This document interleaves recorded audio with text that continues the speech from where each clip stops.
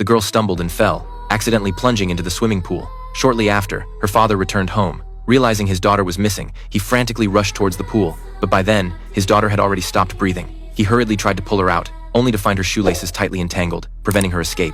This became a haunting shadow he could never shake off. 5 years later, he still couldn't forgive himself. His wife divorced him, but then a miracle happened. That night, he happened to walk through a narrow passageway and emerged on the other side, in broad daylight. The man was stunned to discover another version of himself hurrying to the neighbor's house. Only then did he realize he had traveled back in time to that fateful day 5 years ago. Fate had given him a second chance. Jack immediately ran to the pool. This time, his daughter had just fallen in.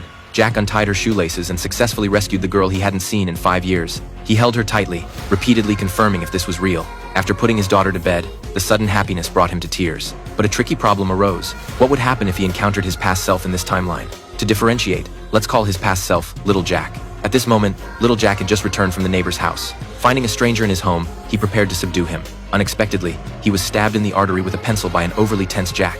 What Jack didn't know was that his daughter witnessed this scene. Jack promptly put the corpse in a plastic bag, buried it in their garden, and finally washed away the bloodstains on the floor. Having done all this, he showered to remove any scent, cut his hair short, and shaved off the beard he hadn't touched in 5 years. He would replace Little Jack and live in this world. But during dinner, his daughter suddenly said, "He's not my dad," and left the table, instantly making Jack panic.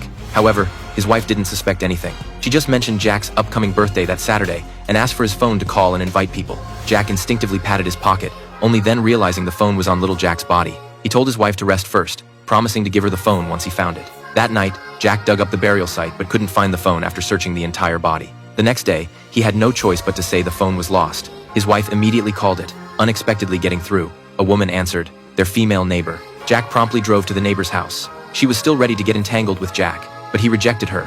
He wasn't his past self anymore and didn't want to do anything detrimental to his family. In the following days, Jack cherished his life immensely. He personally took his daughter to and from school every day and was exceptionally gentle with his wife.